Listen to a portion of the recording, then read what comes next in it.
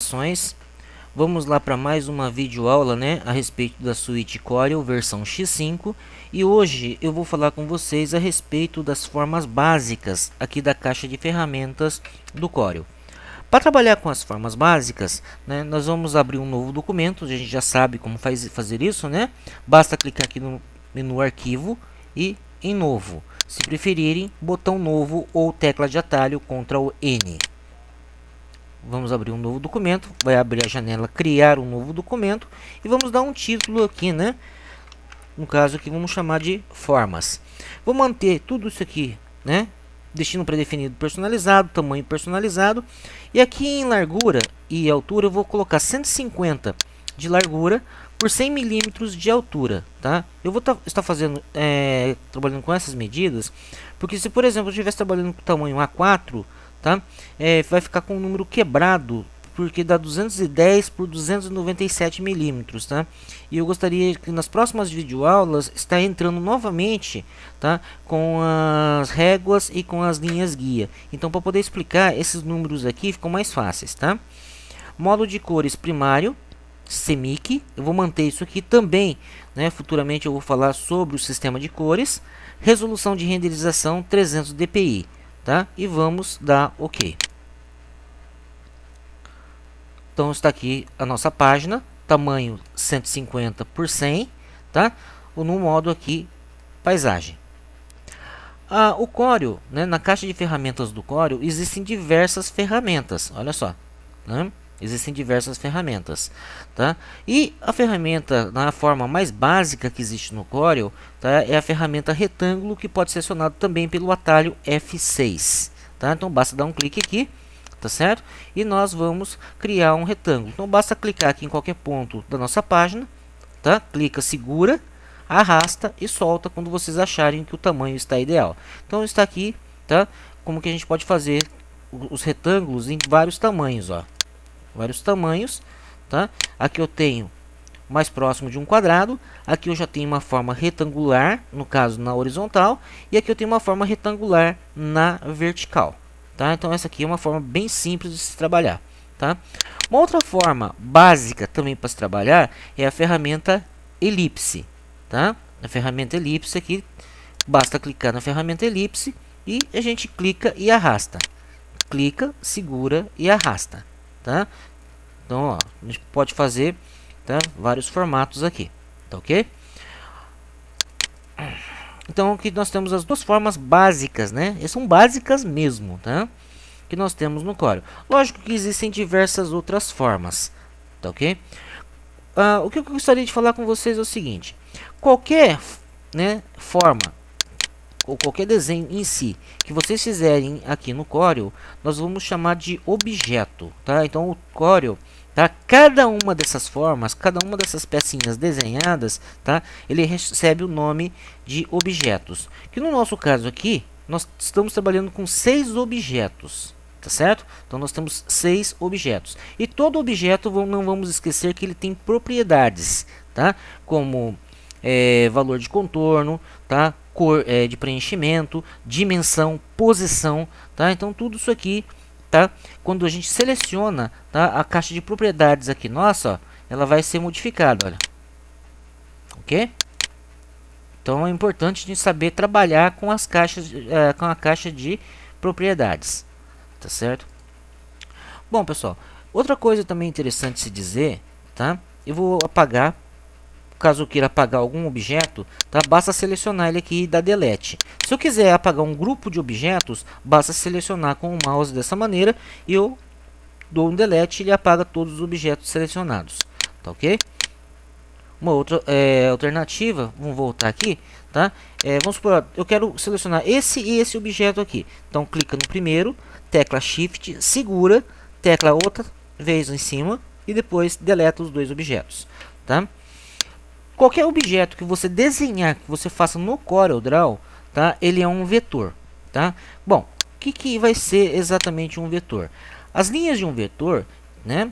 O desenho em si é feito por meio de cálculos matemáticos. Isso significa que quando você redimensiona esse objeto, tá? É feito um novo cálculo para determinar novamente, tá, o seu desenho, tá? Então por isso ele é chamado de vetor. O outro tipo de imagem que a gente pode estar manipulando, estar trabalhando, tá? São as imagens em mapa de bits, também chamado de bitmap. Qual a diferença entre uma imagem vetorial com a imagem em bitmap? Tá? Então fica bem simples para a gente poder mostrar para vocês que acontece o seguinte: isso aqui é um vetor, tá? Eu vou fazer o seguinte: eu vou duplicar essa imagem, tá? Vou utilizar o atalho Ctrl D, vou duplicar essa imagem, tá? Não se preocupe aí com a duplicação, que eu explico para vocês nas aulas posteriores, tá? Então agora eu tenho dois objetos no caso aqui, né? Uma duplicata da outra, tá? Isso aqui é o nosso vetor, isso aqui também é vetor. Só que eu vou transformar esse segundo objeto, tá, em uma imagem em mapa de bits, tá, ok? Então basta vocês clicarem aqui, tá, em bitmap, menu bitmap, converter em bitmap. Cliquei aqui, vou manter essa resolução em 300 dpi, tá? Manter aqui o modo de cor em 32 bits e vamos dar OK, tá? Observe que mesmo que ele tenha a mesma resolução de 300 dpi, a qualidade da imagem ela acaba se modificando, tá? Então é só dar um zoom aqui que vocês vão perceber a diferença, o que é uma imagem vetorial e o que é uma imagem em mapa de bits. Então a imagem vetorial, se vocês conseguem perceber aqui pelo vídeo, tá? Ela é uma linha perfeita, enquanto que numa imagem em mapa de bits, tá? Ele fica quadriculado. Por quê? Porque no mapa de bits, né, cada pontinho disso aqui, cada pixel, ele é preenchido, tá? Então ele é um quadradinho. E pior, quanto mais você aumenta o zoom, tá, mais você vai perceber essa deficiência do mapa de bit, tá? Então, por exemplo, se eu pegar aqui a ferramenta zoom, tá? Vamos dar um zoom aqui, ó, nessa linha aqui do vetor, perfeito, né? Vou voltar o zoom e agora eu vou dar um zoom em cima da linha do mapa de bit para vocês verem a diferença. Olha só, como eu falei para vocês, né, do quadriculado, tá? Então, olha, essa aí é uma diferença grotesca mesmo, né, em relação à imagem vetorial com uma imagem em mapa de bits, tá, ok? A imagem vetorial, eu disse para vocês também, que não é questão só de zoom, tá? É que se eu selecionar a imagem vetorial, eu posso redimensionar essa imagem, tá, para o tamanho que eu quiser, tá? Que ele vai recalcular novamente as linhas e eu vou continuar tendo uma linha perfeita. O que acontece se eu pegar uma imagem de mapa de bits e fazer o mesmo processo? Vou redimensionar. Olha só que cada vez que eu aumento, né? Eu vou aumentar a imagem de mapa, ela vai aumentar o quadriculado, ou seja, tá? A sua imagem vai ficar com a qualidade cada vez pior. Olha só. Ok? Retornando, tá? Então, relembrando, qualquer elemento que a gente desenhe aqui, seja ele um vetor ou seja em mapa de bits, ele é chamado de objeto, tá? E no caso do nosso desenho, ele pode ser vetorial ou em mapa de bits. Nós temos a diferença entre eles que eu acabei de explicar, tá certo? Eu se perguntar, mas qual a imagem melhor para você estar trabalhando? Com certeza é uma imagem vetorial. Tá? Você pode fazer muito mais coisa com uma imagem vetorial do que uma imagem já, né, pronta em mapa de bits, tá, ok? Isso aí é um dos grandes erros do pessoal que trabalha com Corel, porque normalmente eles vão lá na internet e acham uma imagem legal e acabam utilizando essa imagem, tá, para fazer seus trabalhos. Quando essas imagens, por exemplo, são para fazer tipo cartão de visita, que é uma imagem pequena, tá, até que você não tem muito problema. Tá? Agora, pô, você pega uma imagem de baixa qualidade, né, já na internet, tá? E vai fazer um banner, por exemplo, tá? A qualidade é horrível, tá certo? Então, sempre trabalhando com o vetor, tá? Então, por isso que a gente tem que aprender a trabalhar com eles, aprender a desenhar. É lógico que é muito mais fácil você achar uma imagem em mapa de bits na internet do que você achar um vetor. Então, é muito mais cômodo, né, trabalhar com o mapa de bits, tá? Do que você ter que ficar vetorizando uma imagem. Tá? Mas esse é o principal objetivo do Corel, tá? É onde que a gente vai trabalhar bastante em cima da vetorização das imagens, tá, ok? Bom, vou apagar aqui. Vamos continuar falando das formas. Então nós já vimos que as duas formas mais simples, né, mais básicas mesmo, é a ferramenta retângulo e a ferramenta elipse. Porém, nós temos outras formas. Então, descendo aqui, nós temos a ferramenta polígono, tá? Tecla de atalho Y. Clicando aqui, eu posso determinar aqui na barra de propriedades antes, né, quantos lados eu quero desse polígono. Tá? É só clicar aqui na tela, arrastar e soltar. Então aqui nós temos um polígono que no caso tem 5 lados, tá? Ah, mas eu quero 4, tá aqui. Eu quero 6, está aqui, tá? Então essa aqui é a ferramenta polígono. Eu vim aqui também, eu tenho aqui, ó, ferramentas formas básicas, tá? Na ferramentas formas básicas, tá? Eu posso abrir e escolher diversas formas aqui, ó. Então eu quero, por exemplo, seta. Clica, arrasta e solta. Também é um outro objeto, tá? Posso também estar trabalhando, tá, com linhas. Então basta vir aqui, ferramenta mão livre, tá? Clico aqui na tela, ele travou. Clico, solto. No segundo clique ele soltou e eu tenho uma linha. Então, da mesma forma, quantos objetos eu tenho aqui? 3 objetos, tá? Ou seja, 3 formas, tá certo? É vetorial? É vetorial. Enquanto a gente não converter ele em mapa de bits, tá? Nossa imagem aqui, então, eu posso redimensionar quanto que eu quiser, que ele não vai perder qualidade. Tá certo? Vamos lembrar também que muitas dessas ferramentas, tá?